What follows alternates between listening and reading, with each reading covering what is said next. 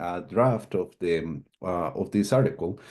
So we thought that's excellent, so we can share with the community and get some feedback. So thank you again to the organizers. It's a really nice workshop, quite excellent. Okay, so what we this project, in addition of working with Wei is leading the project. Other collaborators is my other former student from Western Illinois University, Matthew Clayton, and my longtime time collaborators, Peter Hafner, Hendrik Lins, and Stan Kurtz. All right. So, in several of the sessions that we have had in the workshop, we have had discussion about kind of statistics and many sources and that type of thing, right? This one is completely the opposite. We're going to focus on one object and explore it in more detail. So the object is this G3426. It is at a distance of close to 3 kiloparsecs. So here, and the object is around here, right? A luminosity of more or less 1 million solar luminosities. And this is one of these high mass star forming regions that kind of has it all, almost all. Let me explain. So this is a image in the infrared, Spitzer, and shows a really nice emission nebula here. And in green shows one of those famous green extended objects. And that shows excess emission in the 4.5 micron band that indicates some type of shock gas. And you can clearly see here that it has like fingers, right? I mean, basically, it's some type of outflow shocks that are coming out of this region over here. And looking at the same region in radio, so this one is an image in 6 gigahertz obtained with the VLA in D configuration. Here, the red circle is shown here for a scale, so you can kind of compare the two. So we see that the emission nebula here is quite bright here in radio, so it's a compact H2 region D that is called in the literature. And if we observe this object here at higher resolution with the VLA, more extended configurations, in this case, higher frequencies, we find one of the most classical cometary H2 regions, so ultra compact H2 regions. You can see the really nice shape of the cometary region here. In addition, it has 2 hypercompact H2 regions that are thought to be very young places of high mass star formation. And right here in front, it has a hot molecular core detected in ammonia that we think is even younger, perhaps, a phase of the star formation than even the hypercompact H2 regions. So again, it's kind of a region that has it all. Well, years ago, I was interested on studying the hydroxide masers in this region, but an excited transition. Well, we use Arecibo. And well, we detected the masers. Here's clearly the masers here. But what one of the results that we published in Tan et al. Paper, this is the master's thesis of Wei, was that actually, if you look carefully, there is this weird bandpass shape, right? Here's the zoom in, right? It looks really bad. I mean, if you have worked with a single dish telescope, now and then you have bad bandpass, right? And that looks just like one of those, right? So what is that? It looks like absorption. Is it real? Well, it turns out that we had more observations for a different project of the same region that we published in Tan et al. 2023, where we observed not only that transition, the OH 6035 megahertz. So you can see here again the deep, really asymmetric line, really strange. It is here again. So we were able to confirm it. Here you see the masers. But more than that, in other transitions of OH, the 6030, you see the same pattern, right? So that weird shape of the bandpass was not a bandpass issue. It was a real detection. Of course, it was kind of hard to be sure at the beginning because here's the edge of the bandpass, right? So it looks really, really, really suspicious. But no, I mean, even if the 6016 transition, if you smooth it a lot, you can see a little bit of the absorption as well. Moreover, in the 4 gigahertz lines, we were able to detect emission in several of them at the correct systemic velocity. So no doubt, this weird feature here was a true absorption. All right, so we have this absorption. Is it compact? Is it extended? right? Well, for that, you will need to observe and somehow map that region. And how did we decided to do it was with the VLA in deconfiguration. So deconfiguration, the antennas are close together, and therefore you are more sensitive to extended emission or absorption, right, in the sky. It worked great. So here, let me see. We start with this figure here. So flux density and rate and the velocity. In red shows the spectrum obtained with Arecibo, and in blue shows the spectrum obtained with the VLA in deconfiguration. We were able to recover all the absorption that was seen with Arecibo. Here in the diagram, the contours show the detection of the absorption with the VLA in the D array, and the red is showing the beam of the Arecibo telescope. So nothing. The absorption is clearly compact. We were able to recover all the flux with the VLA. Now, in that paper, we also had peak configuration VLA observation. So we were able to zoom in and see even in more detail what was happening here. So again, if you zoom in, you see the cometary H2 region, you see the two hypercompact H2 regions here, and the contours are showing the absorption, the OH absorption.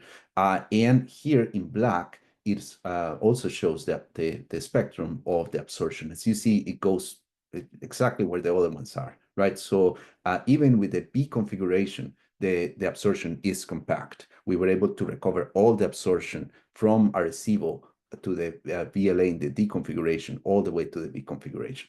So clearly there, clearly compact. We know what it is. But it's still kind of unresolved. So this figure here in colors is showing a little bit of the velocity structure of that absorption. Pretty much unresolved. Maybe a little bit of a velocity gradient here, but not that terribly clear. And that's pretty much everything we learned about this in the paper that we published in 2023. So, well, what may be happening here? So this is kind of the little cartoon we had in the paper. Well, maybe what is happening is, well, here we are observing, right? And long ago, the molecular cloud collapsed in a little section of it at least and formed the young star, perhaps with the disk and with the jets, right? And then the young star began ionizing the material. Maybe that one, maybe others of those high mass stars there responsible for the ultracompact H2 region. And then maybe what we are looking is this OH that is part of that molecular jet of that region. And if that is the case, well, that may explain why the absorption is so compact if it is tracing a jet. So is it the case? Is the OH absorption and emission really tracing a narrow molecular jet? Well, what to do? Well, we need more resolution. So with the VLA in deconfiguration, the synthesized beam that we get is of the order of 12 arc seconds. So to get more resolution, you need the antennas to be farther apart, right? In the A array, with the maximum separation between the antennas of 36 kilometers, we get a beam of 0.3 arc seconds, and therefore we can zoom in and explore that structure in more detail. So great. And moreover, the VLA with the new, with not that new anymore, but with the wider correlator, you can observe multiple lines at the same time. So we decided to observe all the lines here related to the transitions with absorption, all the lines here related to the emission. We were able to also observe simultaneously these transitions here at 5 gigahertz, right? A higher excitation. We're not sure what we will expect, but we were able to put it there in the setup. And well, to get an idea of what this has to do with everything that we have been discussing in the workshop, the famous 1 gigahertz ground states are these ones here, and those were not observed as part of this project. So we're discussing only excited states. Great, we got the time, we conducted the observations, right? But nothing is always so easy in life, right? So bad news, RFI, right? We had a session a couple of nights ago, for me, nights ago, we're talking about problems with RFI, right? So bad news. So this is an example, the 60-30 transition. And well, the image is horrible, right? It has all those bands that show RFI everywhere, right? Horrible, horrible. There was a little bit of a hint of absorption, perhaps, but this is coming from this channel here. And you see the spectrum. This is it's just sad, right? How the RFI created all these ripples everywhere. Right. So we tried a bunch of ideas, right? Flagging the data. There was a moment in which we flagged so much data that we end up with nothing. So not a good strategy from that sense. We tried also an idea that is, I mean, if you take a look at this spectrum, the RFI created ripples that are very periodic there, right? So you can run a Fourier transform, get the frequency, remove that frequency, inverse Fourier transform, and you will be able to get the spectrum. We work quite okay, right? However, we can do it even better and perhaps simpler. My understanding is that we have students in the audience, right? So it may be a good idea to go back to the basics of interferometry. And if you are observing with a telescope like the VLA, let's say you're observing an object that is in that direction, then you can kind of visualize that you have the wave fronts, right, of the radiation coming to the interferometer. And well, one wave front will reach the first antenna here first. Okay, let's say at time 1. And then after a little while, really small speed of light, the signal will be detected by the next antenna and the next antenna and so forth, right? Until, for instance, is detected by this antenna. Let's call it the antenna TN, right? Okay, so in order to be able to create an interference pattern between every pair of antennas that you need to measure the amplitude and phases so you can obtain the images, you have to be sure that you correct for the time delay of arrival of the signal between one antenna and the other antenna. That depends on what direction you're observing, right? So this time delay, nothing is automatically done with the VLA. You point and all the time delays are computed so that you can get your nice interference pattern so you can get your nice image. Now, the nice thing about this is that if you have a signal that is coming from a different direction, the time delays will basically decorrelate the signal. So you won't detect it, you won't see it. So if you have some nasty RFI that is coming from a different direction, then these time delays will actually decorrelate the signal and therefore you wouldn't see it, okay? Of course, if the antennas are close together, let's say this one here and this one here, then the time delays are not that much and you will still see the RFI, right? But between antennas that are far away, you will be far less susceptible to the RFI. So what is the strategy? Remove all the short baselines from your data. And with that one, you just let the decorrelation from the time delays take care of the RFI and remove it. Okay, well, it worked beautifully. So here is the spectrum that we obtained after that mess of a spectrum that you saw before. Yeah, well, let's see what we got here. So this, what I'm showing is the moment zero, the integrated intensity of the signal. And again, this is the cometary H2 region in contours is the continuum. So the cometary H2 region continues right in this direction, in this direction. The two hypercompact H2 regions are here and here. So we're kind of zooming in. So we detected clearly the absorption. The spectrum also quite nice. We detected this broad wing here, blue shifted, right, all the way to 0 kilometers per second and more, right? But we can do more than that. We can calculate the moment 1. So again, for students, right, the idea is that you can see not only the distribution of the absorption, but you can see the velocity of the gas.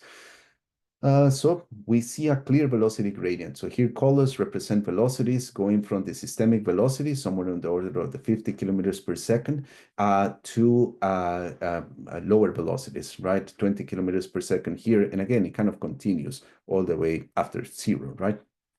Okay, so we are detecting an elongated structure with a clear velocity gradient. We can calculate the next moment, that is the moment 2, is the velocity dispersion. So this one is measuring pretty much how wide is your line in every pixel, right?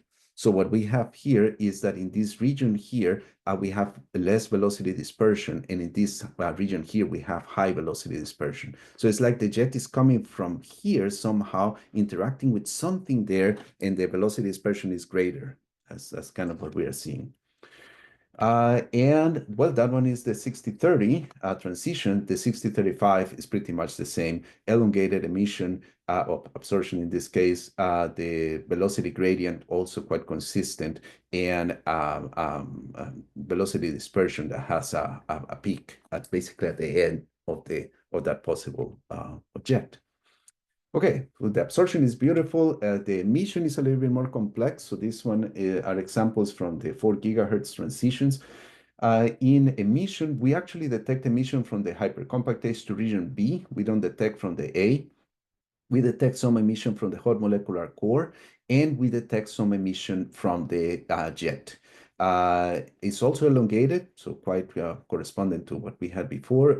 We see a velocity gradient, so quite okay. And here are the lines, right? The lines are narrower for the emission than the absorption. So that's pretty much what we are learning, just based directly on the data. We have the jet detected in emission, detected in absorption, appears to be coming from the hot molecular core. And even more interesting, if you take a look at the continuum images, the continuum has this ionized structure, right? So it seems that we may be detecting the molecular jet associated with the ionized jet from young stellar object, possibly associated with the hot molecular core. All right, so that one is what we get directly from the data. So what physical conditions are needed to explain these observations? All right, so this is OH, and these are high excitation transitions, right? So for sure, not in LTE, right? So we go directly to investigate the physical conditions using RADEX and MOLPOP. So I'm really happy we had the previous session where MOLPOP was discussed. Now, MOLPOP was designed, right, to model masers, right? So as kind of narrow lines and all that beautiful modeling that was done there for the lines that overlap and all that business. Quite great. Radix is more kind of on the other side of more thermal thing. It's still non-LTE, right? But its strengths have been more into the things that are not that far from more quasi thermal type of situations, right? Okay, so we explore both models. So let me show you some results. We did this for all the transitions. Let me show you the example for the 60-30 megahertz. So here it is, using MOLPOP. We ran a large grid of models for a large range of densities, a large range of temperatures, right? And okay, so this axis is showing the integrated flux density. So in other words, the area under the spectrum, okay? So the blue ones are the models, what is predicted. The red one is what we measure, okay? So that means that there are a bunch of models that can predict the integrated absorption that we are measuring. A bunch of models that don't, but many that are in this red line that are predicting. So for instance, we can see that this absorption can be explained with densities kind of larger than 10 to the 4 or so. The models give no constraint on the temperature, right? It could be from warmish cold to hot material.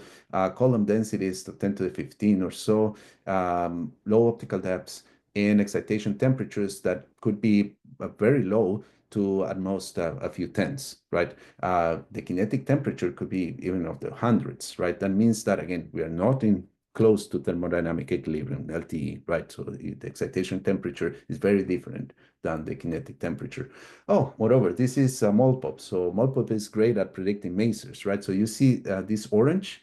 These are some of the model results in which a negative excitation temperature and negative optical depth were predicted. So in other words, MOLPOP predicted some physical conditions at which you would get a maser, right? But again, this is absorption, but these are not masers. So actually, it worked quite well there.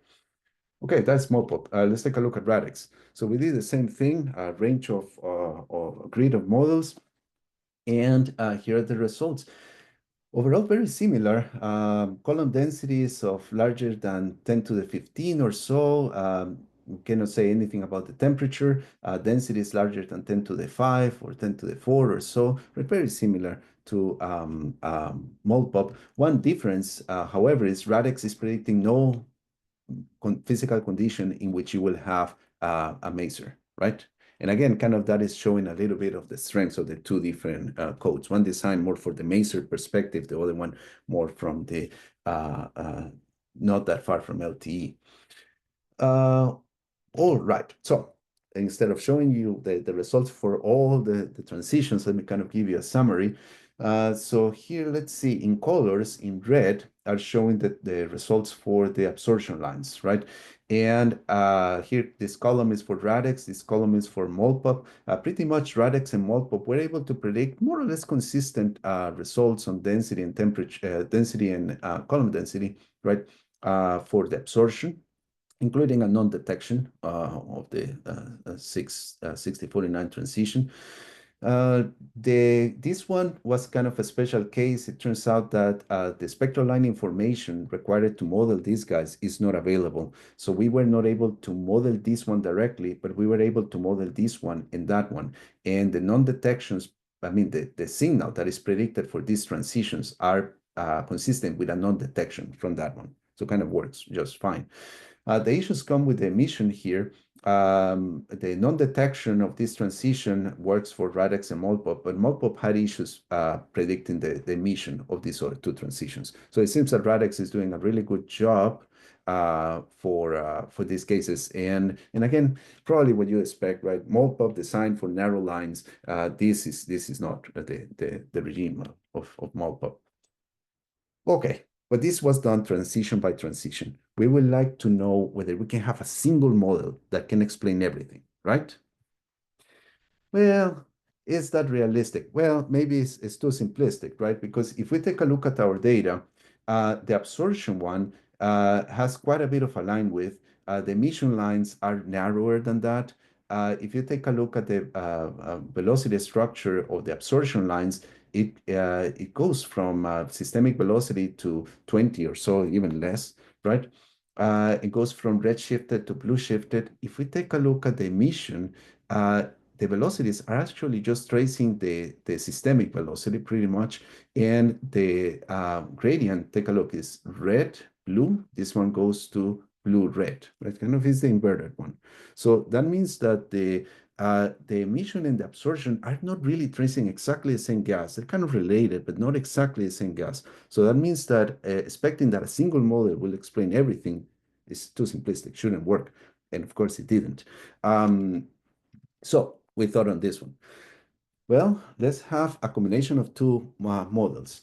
One that is a narrow line model that takes care of explaining the core of the lines, right? And a broad line model that takes care of the rest of the lines, basically the blue shifted, for instance, part. And if you add the prediction of the narrow plus the prediction of the broad, you have to get the observed values, right? So that is the idea.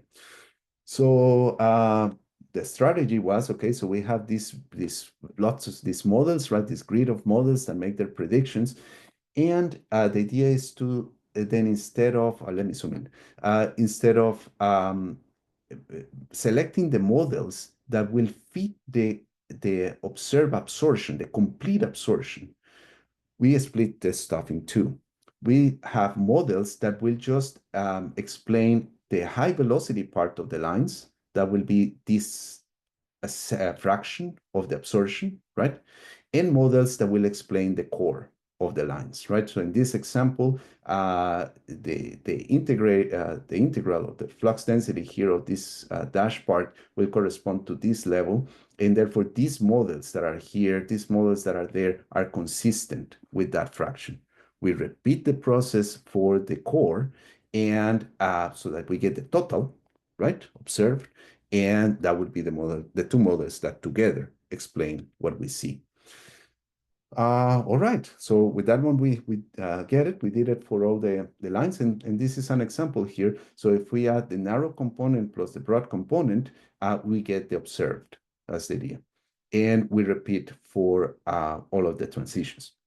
Now we want to get the a single model for narrow and single model for broad that will explain everything when we add them together, right?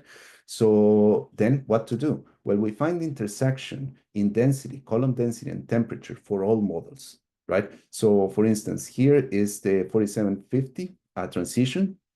So the fraction of that one that corresponds to the broad. Here the equivalent for the 6030. And we want them to have exactly the same range of densities. What are the models that have exactly the same range of densities? What are the models that have exactly the same range of kinetic temperatures? What are the models that have exactly the same range of column densities, right? And that will be the model that can explain everything, right? So for instance, just to give you an idea, this red dot, you may see it here and here and here. So that represents a specific model, right? That if you get those physical conditions for this one, right? Those physical conditions can explain the contribution of the broad line for this line, for that line, for all the lines, right? And we did exactly the same thing with the narrow one, right? The same idea. Okay. By the way, we did this with a program called Glue that you can get as part of the Anaconda distribution. If you ever have data sets that are huge and you need to compare data from one part to another part, Glue is excellent. Play around with it. Okay. So instead of showing you the results for absolutely all the transitions, right, let me give you the summary, is the narrow line model with densities between 10 to the 7 and 10 to the 8, column densities between 10 to the 14, 10 to the 15, and temperatures of the order of 115 to 135, will completely explain all the detections of absorption, emission, and non-detections. If we combine it with a broad line component of the model that will have a slightly lower density, a slightly higher column density, and well, this one is a broader range of possible temperatures. So it kind of works. All right, so that's kind of what we had. So this interesting source, right? G34 has a little bit of everything. Using a recibo, the D array and the B array, we were able to detect this really weird absorption, and we found that was compact. We had to go all the way to the very large array, the A configuration, to find that it was actually an elongated structure, clearly a molecular jet. Seems to be coming from the hot molecular core, perhaps associated with an ionized jet here. And using radix, we were able to find physical conditions that explain the core of the lines with the narrow component and the broad component, so that we can explain all the observations that we have. The nice thing about this, of course, is that we can predict what we should observe in the other transitions, so that now we can actually see if we are right or wrong. Thank you. Happy to answer any questions you may have.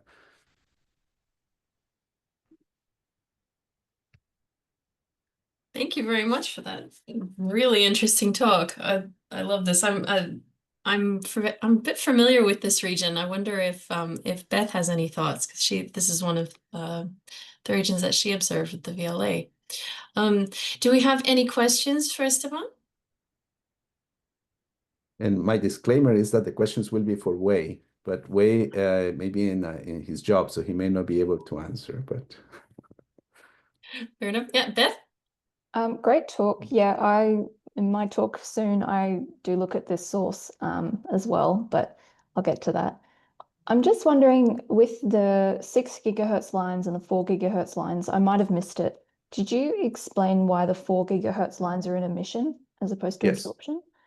Yeah, I mean, the model is doing it. So pretty much the idea is that if you, so let me see. Let me go to this one here. So if you model the 6030 gigahertz transition with these physical conditions, right? There are a bunch of models that predict absorption, and not only absorption, but absorption at the level that we observe, right?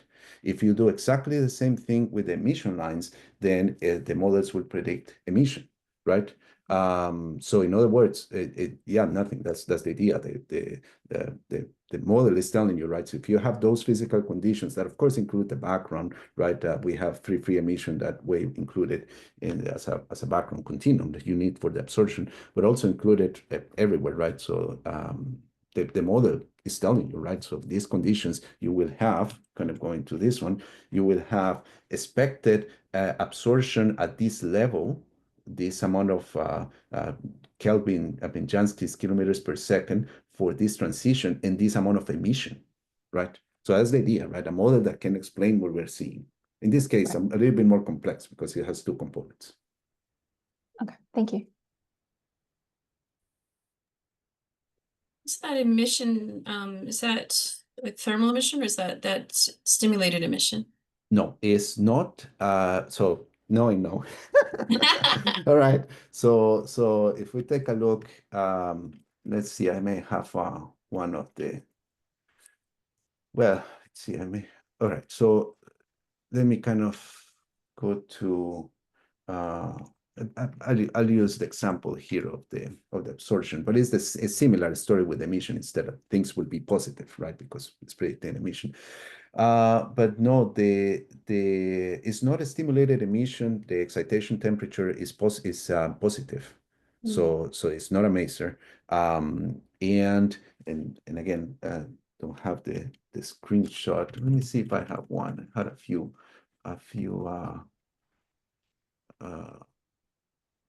slides here, but I don't think I included the emission one. No, I don't think I included. All right, so let me again just use this one as the example. So if you basically create this plot, and we have it, but it's in a different place, the excitation temperatures are positive. So for the emission, it's kind of like this case here, where the model, the observation, crosses a bunch of blue points, not the orange ones, right? So so in other words, it's not inverted, so it's not a maser, but it is not in LTE. It's not just plain thermal, right? So it has a different excitation temperature closer to zero, right? Yeah. Right. Can I just ask on that topic then? So how bright's the background continuum to be able to see it in emission against that? Yeah, I mean the background continuum, let's see, way I'm pretty sure we correct me if I'm wrong, but I think we measured of the order of what was it, a few thousand Kelvin, I think, a brightness temperature. No, wait a minute, no brightness temperature. That would be all right. Well, let's put it like this. Let's see if I have a so it's not brightness temperature, right?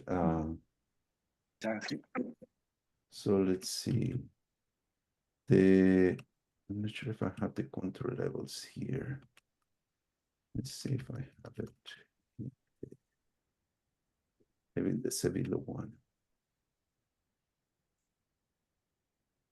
All right. So yeah, to put some numbers here. So the continuum peak is a 0.2 Janskis per beam, 2 centimeters, and this part here is kind of not that far from the turnover of the SEV part, right? So, well, nothing. You have plenty of continuum for absorption, right? Yeah. And just not enough continuum to overwhelm the emission. That's kind of what is. Yeah, that's surprising to me. Like I guess I don't deal with these transitions, but that would be a really high excitation temperature, wouldn't it? Well, no, it's not that. Okay, so I have a slide about it.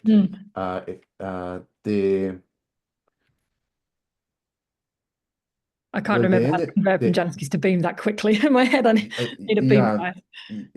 Yes. Well, okay. So talking a little bit about the energy levels, and of course that's not exactly the question, but I mean, have a little bit of discussion from there. So the transitions that these transitions are just a few hundred Kelvin about ground state. Yeah. Right. This one, we detected no emission and no absorption. Right. And these are actually the examples of the model that they predict. If you add this one plus that one, they predict the non-detections as we have them. So right, I mean, the temperature, I mean, the energy levels about ground, they are not that different than the temperatures that we are finding for the gas, right? The kinetic temperatures. So, I mean, it's kind of reasonable that there will be some excitation at that level there, right? Well, and the exact brightness temperature, I have to check. I know that we use 3000 Kelvin as a background. Right, I think that's what we measure. So that would mean that the excitation temperature of those little hyperfine transitions would there be over 3000 Kelvin, which is just like crazy. I don't deal with these transitions at all, right? But I'm just, in order to see it, it's in emission at all, you'd need the excitation temperature to be above the continuum brightness temperature, right? All right, I'll have to double check the results of the model for those. My impression is that they were not that high in brightness in the excitation temperature. It's a good point. I'll double check that. Yeah, unless I'm just I always get myself a bit confused when we're doing interferometry. Like I'm very comfortable with a single dish, and then in an interferometer, I'm like, wait, is something behaving differently? But I don't think so. I think you'd need to see it to the fact that I just assumed it was amazing. I assumed it was weakly inverted from what you were saying. One thing that I'm sure from the models that we run, right, the models that he ran, is that the models are not negative tau. They are not negative excitation temperature. So they are not masers, right? Yeah. But they were positive. Now we'll have to double check the stuff of the number because I didn't include the figures. So I may be wrong on the excitation temperature for those transitions. Well, again, that's kind of the fun of this one. We're presenting it to think a little bit now that we're writing the paper. Great question. No, thank you.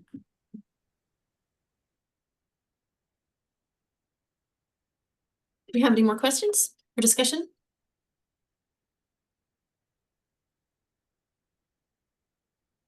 Dimitri? Yes, hello. I have a small question. Maybe I missed something, but do you detect measures in this region? Yes. So we detected masers. Let me actually, like all the talk and everything we have been concentrating on is on the absorption because that's kind of interesting. But actually, I think on that one I have a slide. Let me show you. Let's see, it's not that one. I didn't include it. All right. So okay, so on the masers part, there are methanol masers, the 6 gigahertz, right? So we have methanol masers from the component B, and in the north part, right? Here the spectra. Something that is kind of fun that I didn't have time to discuss is that we also detected a methanol absorption in the region. But interestingly enough, the methanol absorption is not towards the jet. It's a different place on the region. And we detected these ones, the 6035 masers, right, with the VLA, but I don't think I included the slide. But yeah, we detected, but they are not there. Thank goodness. Okay. If they will be there, then they will be masking the absorption. Okay, thank you very much. Do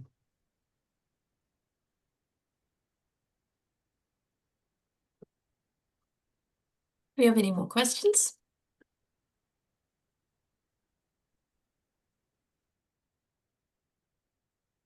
Okay, if you have any more questions, you can put them into Slack, or of course at the end we'll have time for some more discussions. But for now, let's thank Esteban for his lovely talk. Thank you. And we'll move on to our next speaker, which is me. So let me find my presentation and share my slides.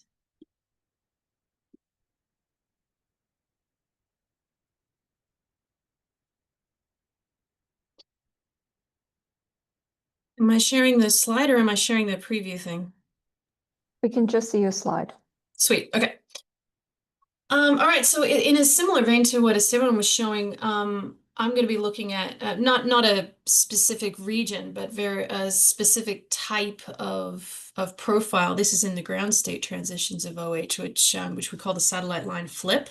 So to introduce the flip, it's just a compelling pattern, really. That's all it is. That's how it caught my eye is from working with OH data since my honors and master's days. This pattern kept showing up where you have this closely blended feature, but where the 1612 and 1720 megahertz transitions of OH are both seen in emission, but on either side of this feature, where usually the main lines at 1665 and 1667 are in absorption.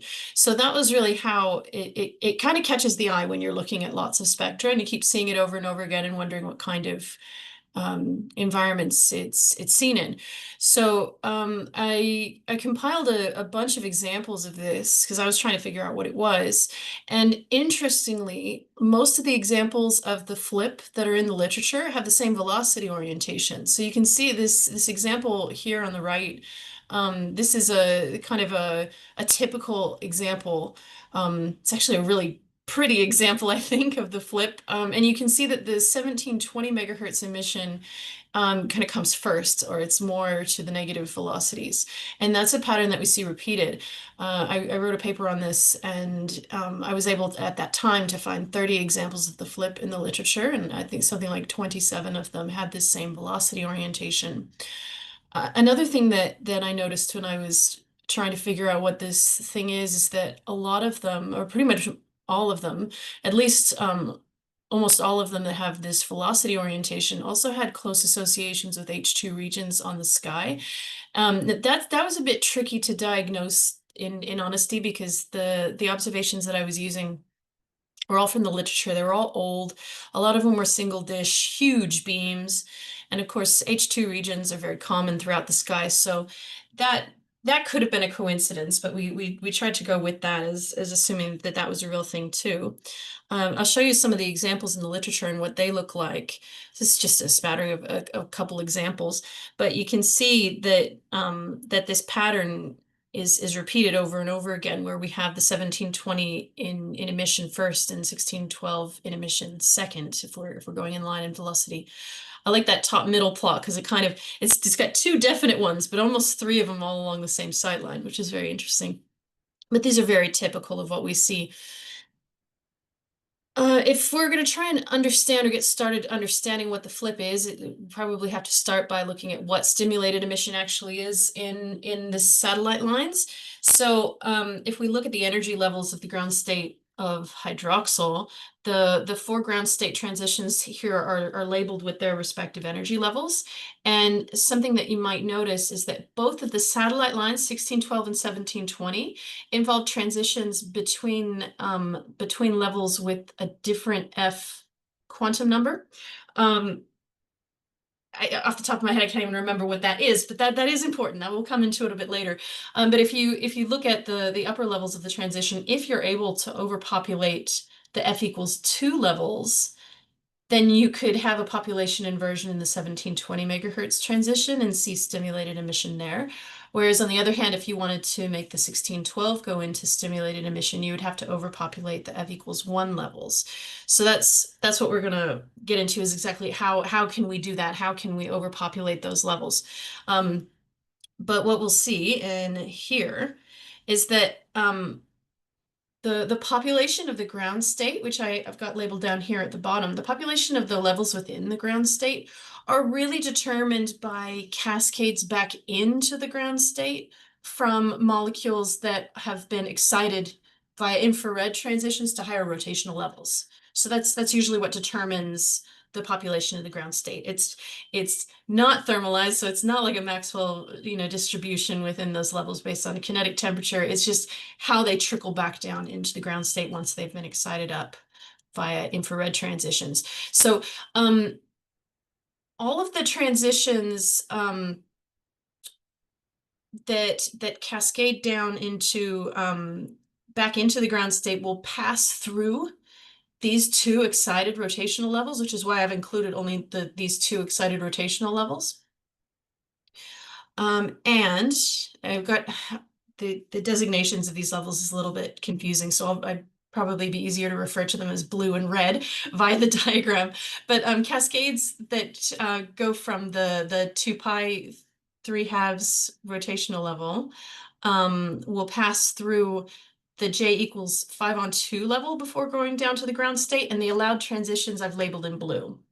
So if you look there and you count the arrows, you can see there's twice as many possible pathways into the f equals 2 levels via that cascade as there are into the f equals 1 transition.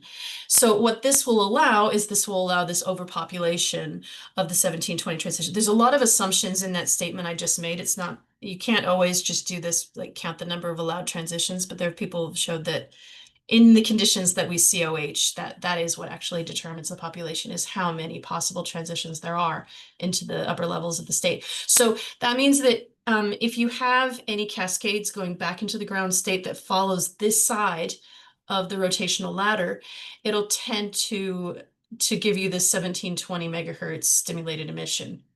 And this tends to be possible in environments where collisions can dominate the excitation. So there's a lot of detail embedded in these statements that I'm making, but in general, if you have a collisionally dominated environment, it's possible to have much narrower amounts of energy available, and you can perhaps only excite into that one rotational level and not into anything higher, so therefore it'll only cascade back down. That's one possible way, but there's a lot of detail in there, but it tends to happen when collisions dominate excitation.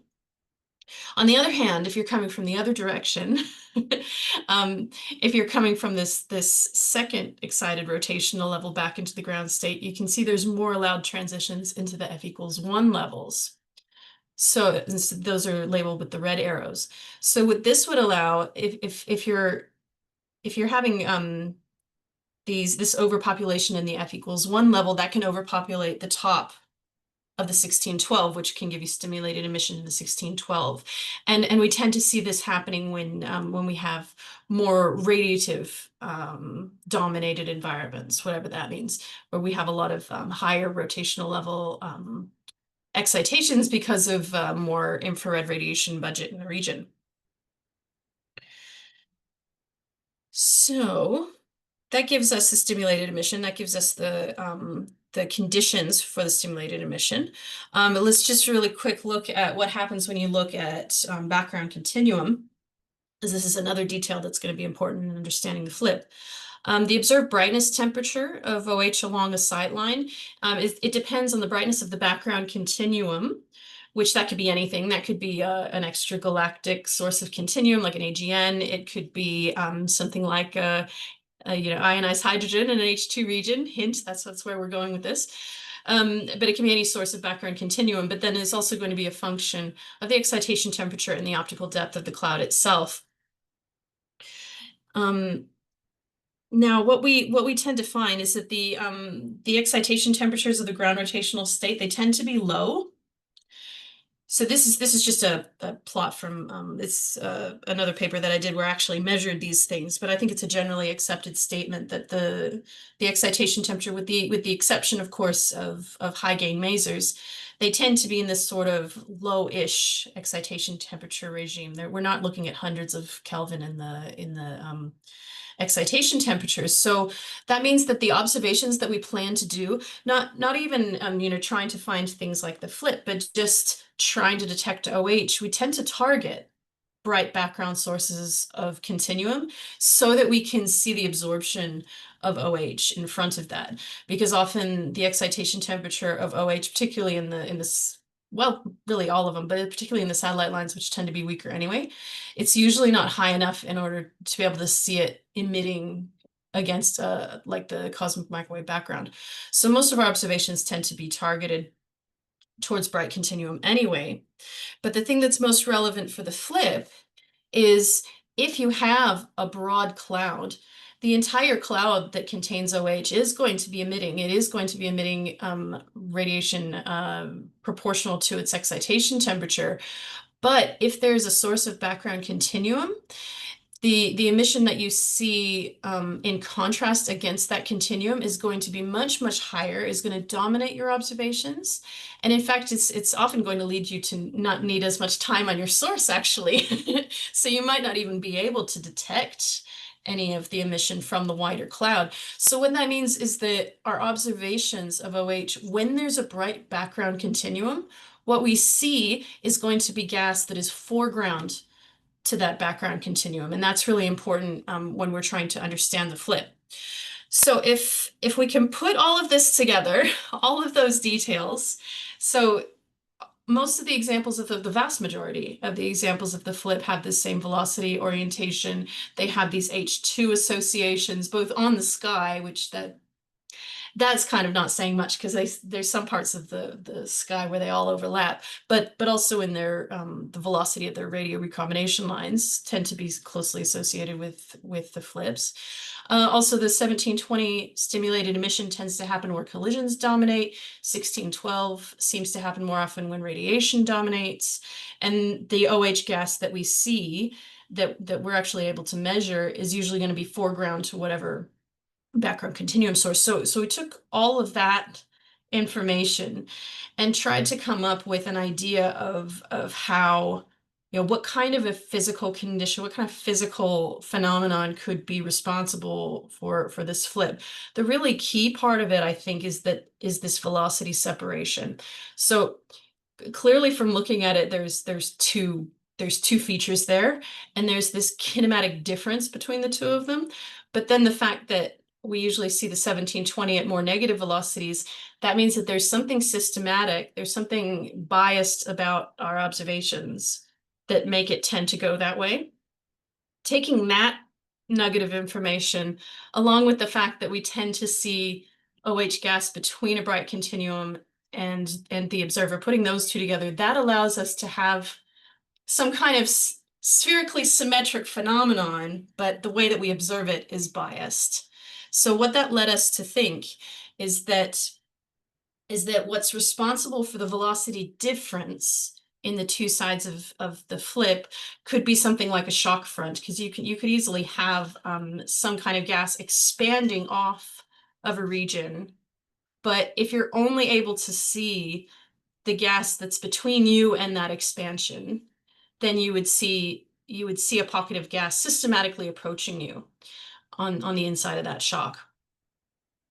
On the other hand, we also need to have these conditions that will allow the 1720 and 1612 to emit in the correct orientation. I'll get to that in a second because that's not like visually obvious.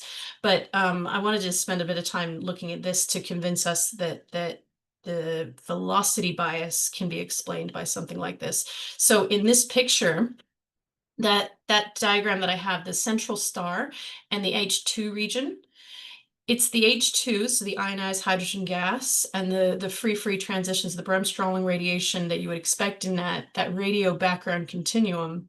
That is the background continuum source. And this is something that happens a lot, that we know this from our observations, because when you try to target bright background continuum, you want to have something extragalactic so you can see everything in the galaxy, but H2 regions within the Milky Way are much more common. So this is definitely a thing that it could be, but if you can just see that you're only going to be able to see the gas that is expanding off of it just between you and that H2 region. So let me give you a bit of a picture of exactly what we're thinking of with this model, and also some of the molecular excitation modeling we did to try and back up our assertions. So if we have an expanding H2 region, we would expect that to produce a shock front, and of course the amount of energy with which the H2 region is expanding is going to determine what the velocity of the shock is. But remember again that it's this shock that's making the velocity separation of either side of the flip. From the examples in the literature, we rarely see the separation being more than like 4 or 5 kilometers per second. There are some examples that are a bit more, but the majority of them are relatively slow. So that's a relatively slow shock front. And we would expect a lot of the molecular gas to survive the passage of that shock. So This is well informed with other people's modeling. I don't do this kind of modeling, but thankfully other people publish it. Now, there would be a lot of infrared radiation in this region because the energy from the H2, well, it's really the energy from the young stellar object forming within it, but that heat and most of that UV that's being emitted in the very, very core is cycled down in frequency all the way down to infrared by mostly dust. Okay, so that dust is going to be heated by that UV radiation, and the infrared radiation that's then re-emitted by the dust is going to permeate this entire region. And we find that if we model that gas in the wider region, which would be sort of the right-hand side of this, with a relatively high infrared field, so not the kind of normal like interstellar infrared, but something a bit higher, and a gas temperature of about 30 Kelvin, again, kind of typical for molecular clouds, relatively typical number density, then we find we can actually make the 1612 emit in that area. We can get stimulated emission in the 1612, which, remember, that's the one that we want in the radiative environments. But then, of course, this shock is going to increase the rate of collisions of the gas that it passes through. Oh, I guess we should probably think of this gas as participating in the shock, because it kind of is the shock. So those increased collisions from the compression and also from heat, if we try to model that, so again, we didn't pluck these values out of the air. We really were looking at models of shocks and things like that. But if we have a relatively raised gas temperature in this gas, and also a raised number density, then we find that the 1612 inversion gets switched off and the 1720 is able to invert. And of course, that gas is going to be moving towards us systematically by some kind of moderate velocity. Here, I've given it a relative velocity of 2 kilometers a second. That's just for aesthetic reasons, because then when we put them together, it can make a relatively convincing flip. So we published this result. Part of it was just to show that the satellite lines of OH, because they're so sensitive to their local environment and can have all this crazy excitation, it means that there can be these sort of archetypal patterns that we can see in observations, and if we keep seeing the same pattern repeating over and over again, it's worthwhile to try and look at, well, okay, well, what kind of physical environment, what kind of astrophysics can we associate with that profile? So the purpose of the paper and the purpose of me sharing it in this talk isn't necessarily to say, hey, everyone, look for flips. Of course, if you do, friends cite friends. But also just to point out the fact that if there's other patterns that we tend to see, which I can point out one that is very familiar to me now. I don't know if you can see just to the right of this flip, there's a little dip in both of the main lines. It's very, very, very slight. It's about negative 20 kilometers per second. I see that all the time. And yeah. So anyway, the whole point of that being that if there's other patterns that you see in hydroxyl, it really is worthwhile compiling big groups of them, seeing what they have in common, and try to fit those trends, because it automatically allows us to be able to say, I think, relatively powerful statements about what we're seeing just from eye. So that's it. Thank you very much. If you have any questions, let me know.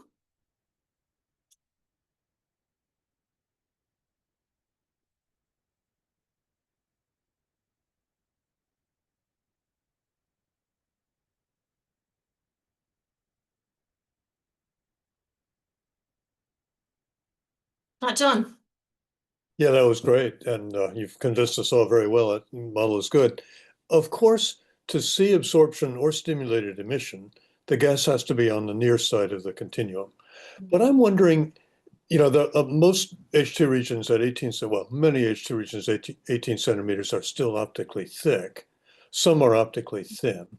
And you could derive a sample. You could generate two samples, some optically thick and some optically thin. Is there anything that would be different? That is there any thermal emission that you would predict at either of the velocities that you would see from the far side if the H2 region were optically thin? Off the top of my head, no, I don't know. I don't know if the excitation temperatures would, you mean on the far side behind, if the radiation would make strong enough emission that you could just see it? Yeah, if the H2 region were optically thin at 18 centimeters, you would still be able to see that emission from the far side, but of course not absorption or stimulated emission. Yeah. Gosh, I don't know. Most of these effects are very, very slight. None of the optical depths that I was looking at here got above, I think, 0.3. None of the excitation temperatures, even the negative ones or positive ones, were in absolute value terms greater than 5. So this is all very, very low stuff. So my gut would tell me no, that you wouldn't see anything. But I have done observations where I have been able to see emission against the cosmic microwave background of OH. So yeah, for sure, if you have observations where you'd be sensitive to that, but I would have a feeling, that's just my gut feeling. I haven't actually given it too much thought. I would say that it's probably not much, particularly because even in contrast on these background continuum sources, which can be like 1,000 Kelvin, it's still kind of marginal. But yeah, Joe's just turned off her microphone. I bet she's got some thoughts. Yeah, no, just to agree. I think as you probably know, John, as well, from gas cap OH sensitivity calculations, we don't really expect to see it unless you are contrasting it against a bright continuum, at least with an interferometer where the surface brightness sensitivity is quite low. And with a single dish, then you get into the realm of like Michael's work, where you just sit on a point in the sky for like 10 hours and really get a good sort of integration time in a line where there isn't some bright background. I'd actually never thought about the optical thickness of the H2 region blocking what's behind it, though. It just hadn't entered my head. I just thought we're not going to detect it because there's nothing bright there. So thanks. I would imagine, though, just like in terms of like a geometrical model of it, if the H2 is much more compact than the rest of the OH cloud, you could get, all of that OH contributing to an observation. But I still, my gut tells me no. We never see it. Yeah. But then again, I think something that comes up, this kind of stuff comes up all the time when I'm talking about OH, because people are like, okay, well, if you have to observe for like 3 hours to see this, you're definitely not going to get anyone to let you observe for 300 hours to get that. But maybe if we could make enough of a case, I don't know, maybe somebody who has really good proposal mojo could put together something where we could sit on something where we do have a detection at much lower and see if we can get more of that background gas. But yeah, I don't know. I just don't think you'll ever get the surface brightness sensitivity with almost any interferometer. Like I was doing the calculations for the SKA recently for the science meeting, and even with the SKA, it's like actually you'd really need to go a long time to start getting the stuff unless you bring up your detectability by contrasting against continuum. But anyway, I mean, depends what you hit it with. You could hit it with fast. That'd be awesome. As Bank says, TNRT. Yes. How big's TNRT? 40 meters. Yeah, good luck. You might. I'm being facetious. With parks, you tend to sit on things for a couple of hours and see a really nice detection, even when it's weak. So single dishes are good. It would have to be single dishes for the extended stuff, but then you got your resolution problems, right? Yeah. But yeah, that's one of the benefits of knowing people, Bank. Particularly in the commissioning time when, maybe we could just let it sit for 3 days while they're trying to fix some kind of technical software issue. But yeah. Yeah, I mean, actually as well, you can go a lot. I was thinking of really weak areas too. You can go a lot shallower than a couple of hours. Like with Splash, it was effectively about 15 minutes per position, but that was in plane. And again, a lot of what we saw was absorption contrasted against the bright continuum. Anyway, I will stop talking. Yeah, I think even the observations that I had with Arecibo weren't a ridiculous amount of time. They weren't very long, but yeah, gosh, you have that collecting area. May it rest in pieces. Michael? Yeah, thanks, Anita. This was excellent talk and very interesting work.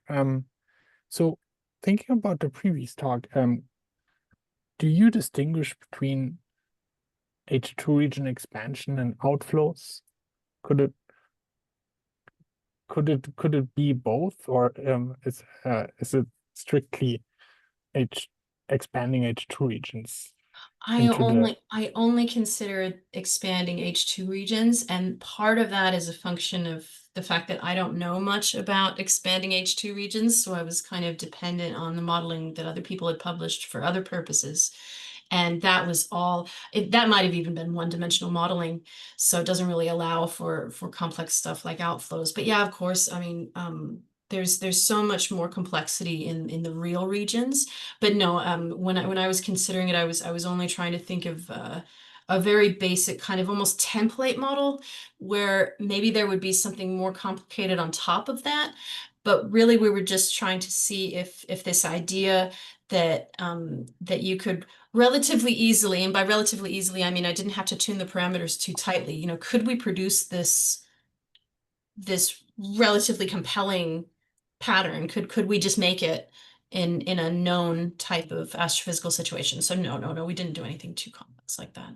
What's the characteristic velocity of an outflow, Michael? And are you thinking about some kind of molecular outflow out of a YSO? So it's the OH itself that's like moving as part of that process. Or are you thinking about an ionized outflow that kind of drives into the OH? Yeah, so this just came to mind when listening to Esteban's talk. So one thing I will say is that Beth, who's going to present. Oh, sorry, Michael, go. I can't see. Which do detect which focus. I think Esteban, you focused on the higher excited lines, but it doesn't mean that could be a similar picture at the lower frequency lines. I wonder if the spectral signature would be quite different in the sense that Esteban's lines were like really classically like I don't know, like classically outflow broadened, right? Like it was a big non-Gaussian feature of like 20 kilometers a second, whereas the flips are quite narrow double components. Oh, so I see. Okay. That. But we would expect outflows of a few tens of kilometers. Yeah. So maybe the velocity difference sort of kills that then in a sense. But I was going to plug Beth's talk, which is coming up, where she looks in a lot more highly resolved detail at some of these systems to try and get a better handle on what's happening. So, okay, Araya, thank you. Yeah, in the interest of time, we might just go to that, and then any extra discussion that we want to have, we can have it after Beth's talk. So let's now hear from Beth. Okay, thank you. I will try to share my screen. Can you see just the slides? Yep. Great, thanks. So my name is Beth Cappellazzo. I'm a first-year PhD student at Macquarie University in CSIRO, and I'm going to briefly present some initial results from my work looking at H2 regions and their parent clouds using hydroxyl and using the flip.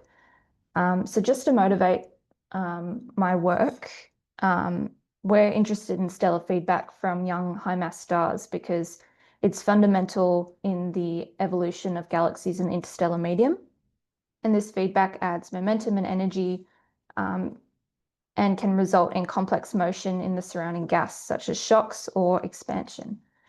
So recent work has found that pre-supernova feedback could be more important than supernova feedback on regulating star formation.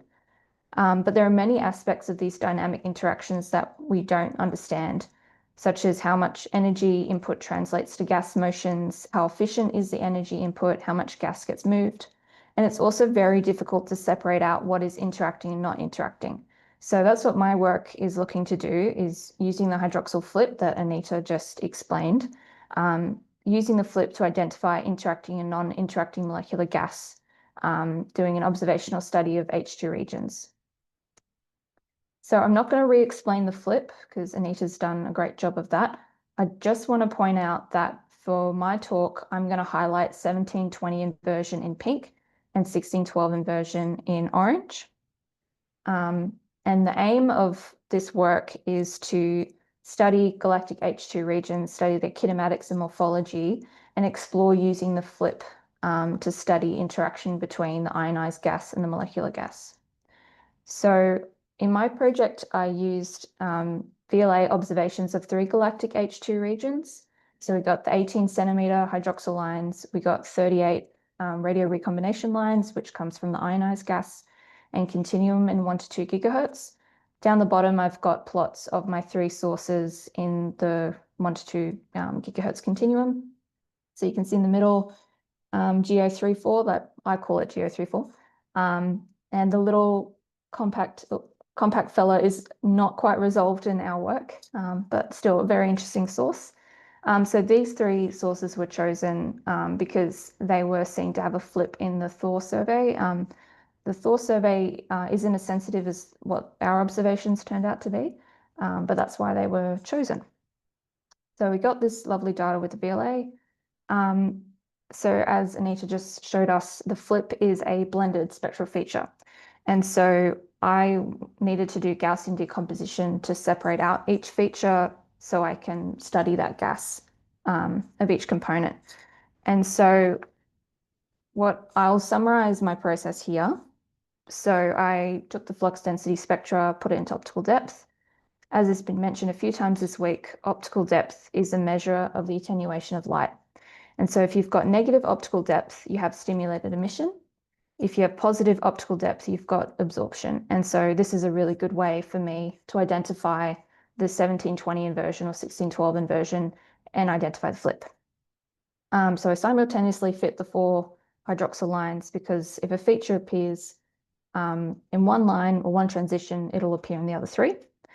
And I also wanted to account for the spatial coherence across the source. So I used this multi-resolution cube approach. So I started with the original cube. I averaged it together to like one set of spectra. I fit that, passed those best fits as initial guesses to a 2x2 cube, average cube of the spectra, and so on until I got to the original resolution. So that way each pixel knew what the neighbors were doing, and I found this resulted in a smoother fit across my sources. So now I want to show some selected results. So I want to start with some spectra from one of my sources. So note here that the x-axis is in velocity, the y-axis is in optical depth. So that means all the peaks are actually absorption and all the dips are stimulated emission. So the takeaway here is we see the flip here, but there's more than 2 spectral components, which is exciting. So I've highlighted in pink where the 1720 inversion is, and in orange where the 1612 inversion is. We see the orientation that is expected with the flip, but we've got more components with 1720. So unsurprisingly, observations are more complicated than theory, but it's quite interesting. So I've got radio interferometric observations, and so I wanted to make maps of the H2 region to see how the flip changed across the source. So this is GO49. So the big panel on the right, there's a lot going on, but each column is a velocity component. The top row is the line of sight velocity. The middle row is the 1612 megahertz and optical depth, and the bottom row is 1720 megahertz optical depth. And I've shown absorption in blue and stimulated emission in red.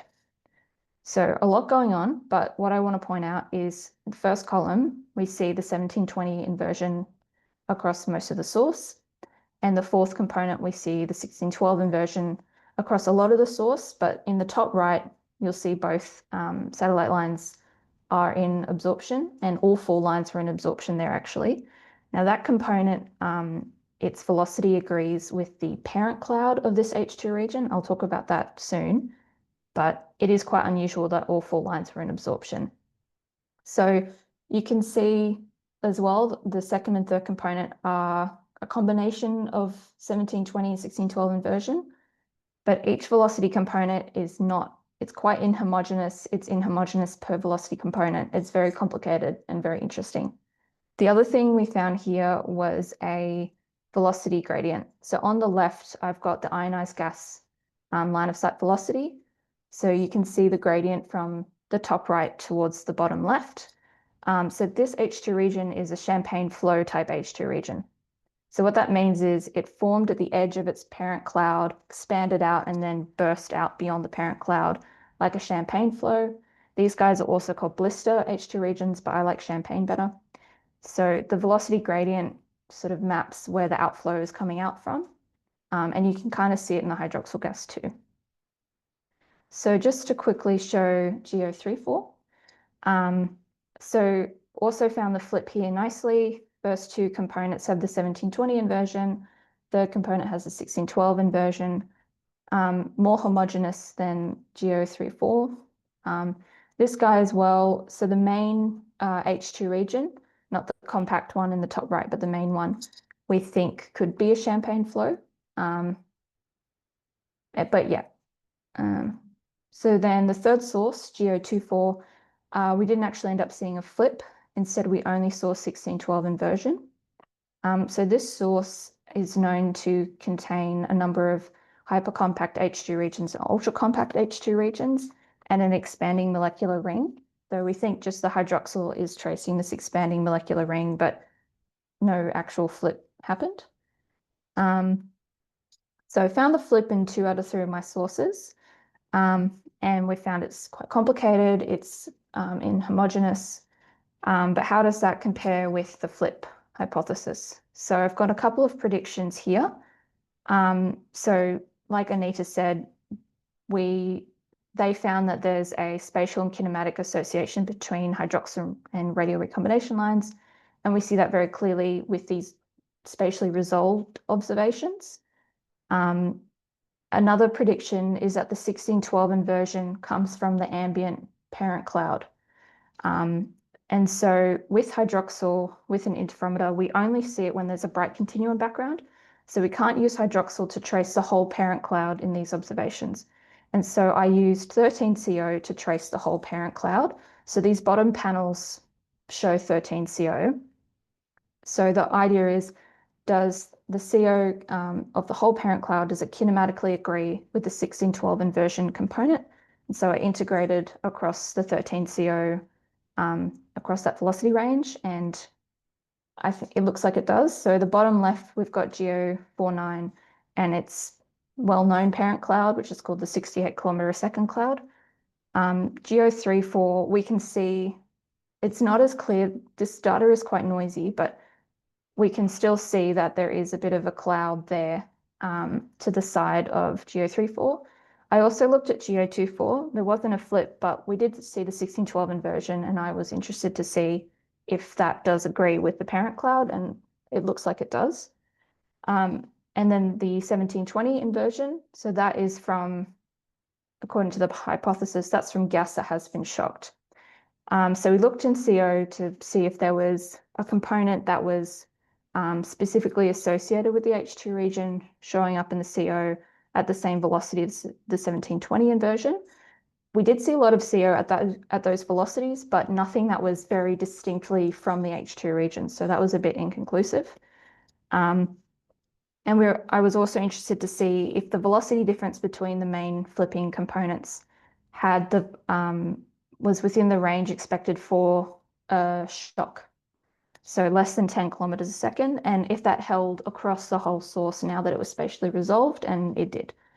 So generally, the observations were consistent with the flip hypothesis as far as we could test it. So just to summarize, we found the flip in 2 out of 3 of the sources. We found that the CO sort of broader cloud agreed with the 1612 inversion. But there's lots of outstanding questions. So is there a correlation between H2 region morphology and the flip? Very hard to tell when you've only got 3 sources. And we were not able to make spatially resolved maps of physical measurements of the ionized gas because of optical depth effects. So we're interested to see that as well. So the next thing with my PhD is I've got the torch survey, so tracing OH and recombination lines from molecular clouds and H2 regions. So that is currently being observed on the VLA. We got 177 hours in the L band and C band. So we're going to get 12 more H2 regions. And I'm also re-observing the original 3 at C band to get higher frequency recom lines.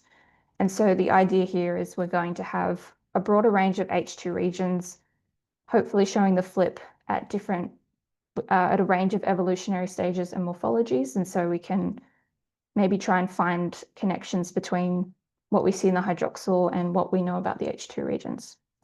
But yeah, that's it.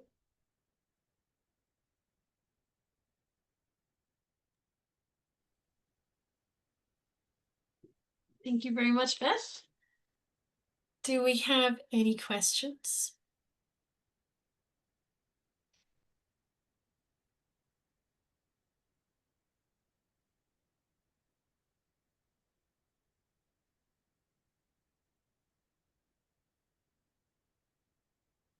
John?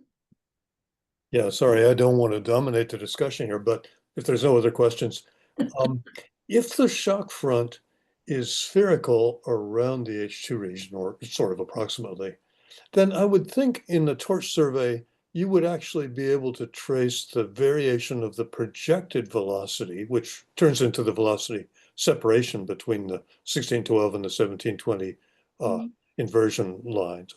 And that you would actually see a pattern where the velocity separation is greatest right on towards the center. Do you know if that would be possible at all, Beth? We could definitely see if the velocity separation differs at different points across the sources. Given that the two sources I have here have more than one component, it does get a bit tricky, like choosing where the flip can be identified from, if that makes sense. But I think we definitely could test that because we're going to have very nice spatially resolved observations. Yeah, I just want to second that as well, John. It'd be an excellent thing to test. One of the issues we may run into is that you tend to drop off in continuum brightness as you go towards the outer regions of the H2 regions, then your detectability gets a bit compromised, but this would be an awesome thing to test. I think it would also be worthwhile looking maybe a little bit closer at some modeling of not just H2 regions in general, but the specific ones that you're targeting.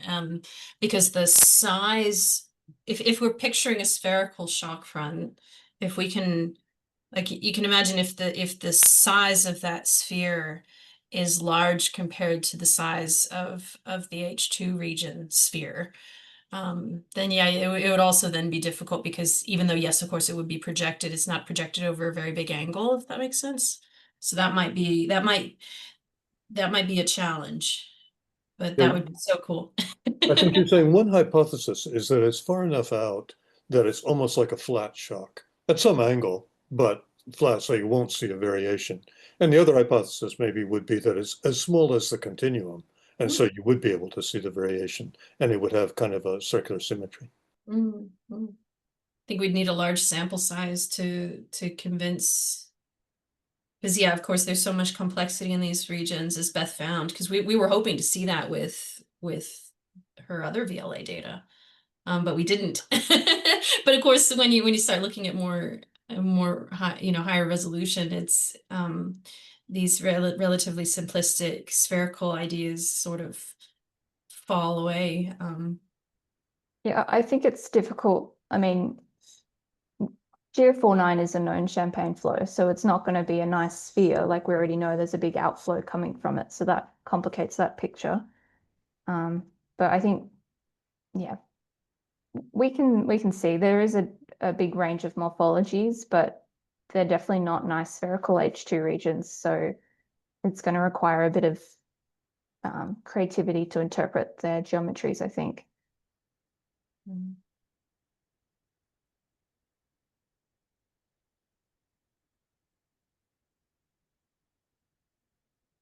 we have any other questions or discussion points?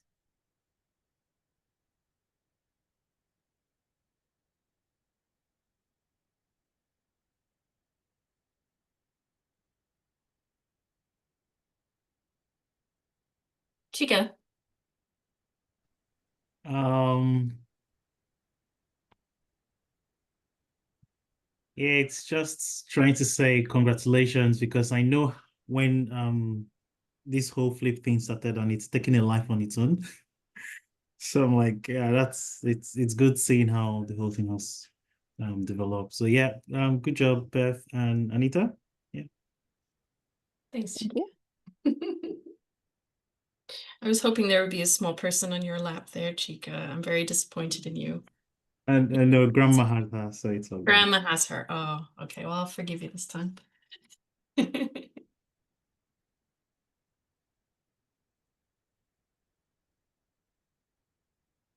I'm also interested in doing this sort of work using gas capo H.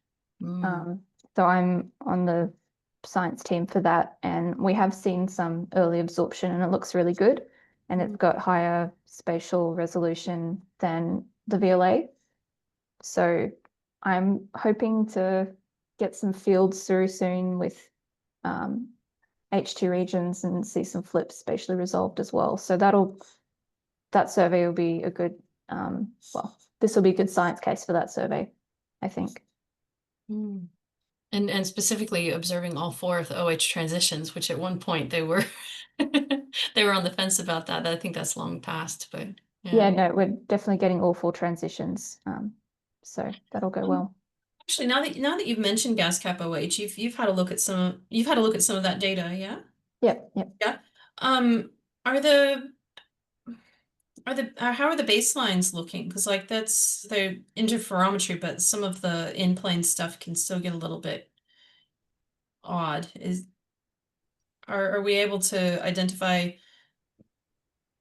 It's been a long time since I've done interferometry, but usually you can tell what's continuum and you can tell what's not a little bit easier than you can with single dish. Is that still the case?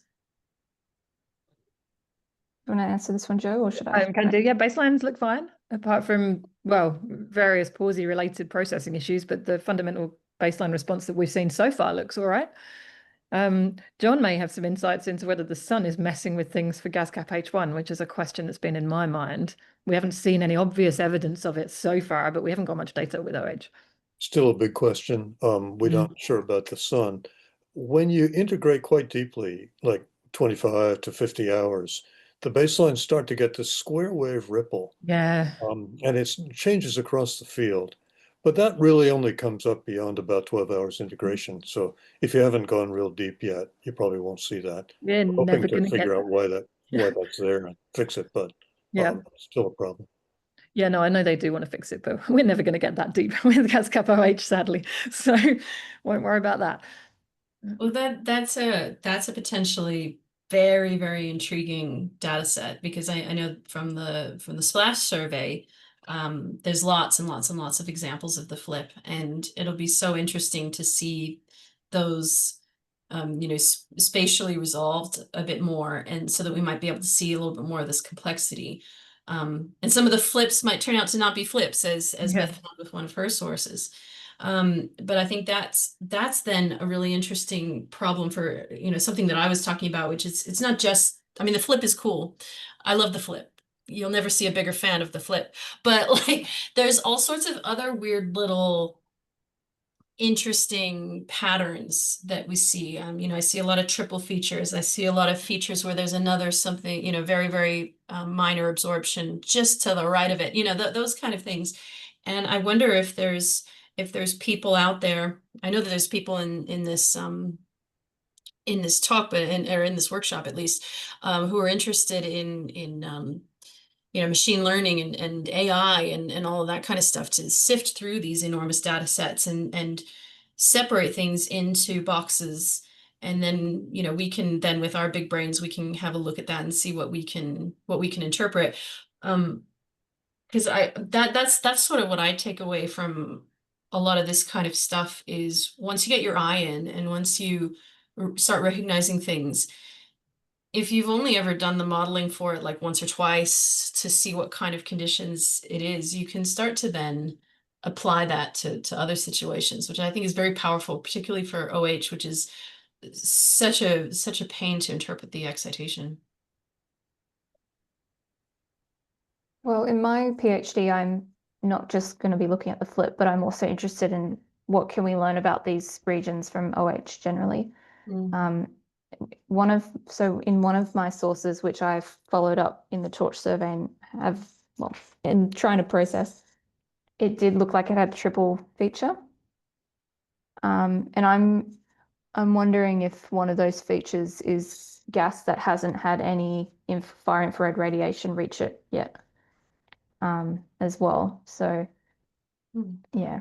And then one of my sources as well, I had all 4 lines in absorption, and the main lines had optical depths greater than 1. So that's sort of a more complicated part of it that I found as well. And that's sort of the beauty of doing this with an interferometer.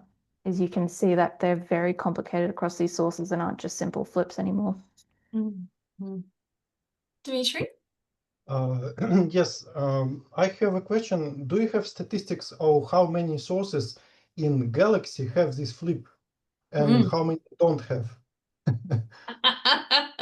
No, no, I don't. I think it would probably you'd have to do something a little bit more systematic than I mean, okay, I know from the process that I went through of trying to find every flip, that's a strong function of who published their spectra, right? Of course. So when people publish their spectra, I found that if they publish more than maybe 10 or so spectra, I would find one. So Okay, because yeah. I want to say if you have enough statistics, then we can like study why it happened. Because if statistic is too low, then you cannot judge why it happened. Yeah, No, but you're I absolutely think it right. is important. Yeah. No, you're absolutely right. And of course, the challenge of gleaning anything from a large set of information is if you're gathering it from multiple sources, you know, your uncertainty, like some of the observatories, sorry, some of the telescopes that I got some of the flips from, you know, like little 15-meter dishes with beams the size of the sky. So yeah, it was tricky, but yeah, I would love to do something like that. And I think that that's one of the great benefits of these big surveys in OH that make them so exciting is it's the potential for that. But then somebody's got to But write something to do the work. you can use MesoDB, so you just put the limits on ratio for different frequencies, and you can find the sources easily. Sorry, I missed some of that because I was away from the computer for a second, but I think you're asking about finding large statistical samples of the flip in existing data sets. Is that right? So Yes. there's the SPLASH survey that I'll briefly introduce on Friday, which we took with the Parkes telescope. I did do a bit of an exercise going through and picking out flippy features. And I also indeed did what you said, which I think is just looking at line ratios in a sort of channel by channel sense. And so there's a 2022 paper where you can have a look at the statistics of that. I didn't go further than, I didn't go very deep. And Beth, I think at one point, me and Beth were exploring ways to pick out a flip which has defined criteria beyond just an inversion and then, well, I suppose you have to have an inversion and then the opposite inversion next to it, but we didn't go too far down that route, but it's something people should do, and the data set exists and anyone is welcome to go nuts on it. Yeah. And I just want to say that it is good task for Mezi database, so you can just search for such sources in MesoDB. And also, if you have enough statistics, then you can predict using generalized linear models. So you just cross-correlate with some catalog of physical parameters like Atlas-GAL, Hegel, and then you find which parameters are consistent with this flip. So it is just my idea that I now investigate. Well, I'm wondering because please, as the person who makes the Meizu database, please correct me if I'm wrong. But I think with most, if not all of these examples of the flip that we're seeing, the optical depths are extraordinarily low, and the excitation temperatures are also extraordinarily low. So I don't know if they would pass the bar of actually being considered masers. Yes, of course, it is stimulated. Yeah. That's I for think sure. it's not measures. So it's MesoDB. Sorry, it is not possible. Yeah. there is the WISE H2 region survey, and so they found every H2 region in the galaxy powered by an O star, and I think they were going to keep going for the B stars. Yeah. So we do have a list of all the H2 regions. So you could easily, if you find a flip in the gas cap OH survey, the SPLASH survey, again, like Joe said, we started on that but didn't finish it. I think it'd be very straightforward to compare, since we know where all the H2 regions are, compare it. Do I see an H2 region where this flip is? And then it'd be quite straightforward. Yeah, it would be interesting too, because I'm sure there would be a limit over which you wouldn't expect to see the flip as well. Because if you have too violent of a shock, if you have a really dissociative shock, then there might not be a sufficient column of molecular gas surviving the shock or reforming after the shock. So even that would be an interesting systematic statistical study to see, you know, is there a range of stellar types of H2 regions where you see the flip or where you don't? I would be very interested to see that. One thing I did try to do with the splash data that we had, which is low resolution, I should point out, is I tried to see if there was a correlation between the 1612 inversion, which would be the thing that which is less common than 1720 inversion. So 1720 inversion is everywhere in the ISM pretty much, whereas the 1612 inversion is rarer, and that's what you'd expect to be arising from the radiation field of the H2 region. So I tried to correlate to see if there was any correlation between bright continuum and the presence of the 1612, and there kind of wasn't, but that's not necessarily so surprising because the continuums collapsed when there's no depth in the sky in the continuum. And what else did I have? And it was also, what did I find? No, I'm forgetting exactly what. I wasn't surprised at the time, mainly because of resolution issues, I think, and the inability to really very well correlate things in a true spatial sense. But, yeah, and of course also the OH gas there has to be enough of it, and it has to be foreground enough of it. Yeah, there was a bunch of things. Like it wasn't, I was a bit disappointed that I didn't see it, but also I wasn't very distressed that I didn't see it, given the limitations. I think something that I was actually quite alarmed by was one of the examples of the flip that I found was extragalactic. That made no sense to me because, of course, the beam size would probably catch most of that galaxy, and yet still there was a flip there. And of course, it was interesting though that was like that had a huge difference between the velocities, so it could have been just a coincidental thing, but I wouldn't expect to see any extragalactic examples of the flip. So that was a bit weird to try and understand. Was that an active nucleus or was it just sort of off in the disk? I think it was a nucleus, I think. I think it was around the nucleus, yeah. That's pretty important, really. I mean, there could be a giant shock front coming out of the active nucleus. It could be, but I mean, naively, because I'm not a shock expert, but I would imagine the bigger, the faster the shock, the more violent, the less likely I would feel about seeing the molecular gas behind it. I don't know. But yeah, that one really was confusing to me because it was not resolved at all. But yeah, what do you do with that? I don't know. Still tried to fit it into the model. It was definitely an extreme example.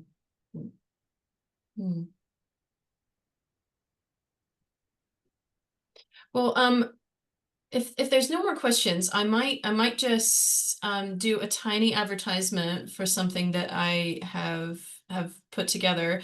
You might notice on the website I've put a couple. I've got like 3 lists that I want to try and compile. I've got one list of people who have experience using telescopes.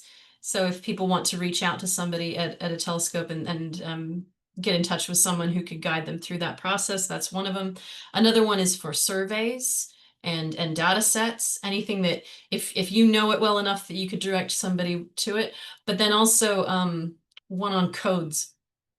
So yeah, if you guys see if you have any of those 3 categories of expertise and experience, please go into that.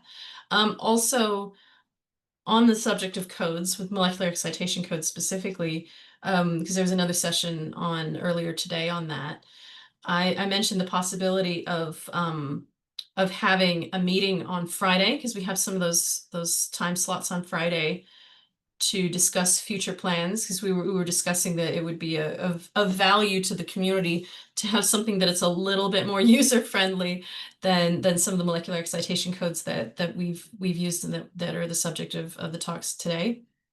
So I'll post something about that. I don't know which time slot we'll put it in. Probably, I don't know. I have no idea. But I'll let you know. And if there's anyone else who wants to use any of those times on Friday for anything else, just keep that in mind. Keep in mind that that's available to you. Think of it as like a room that you can all have a meeting together in.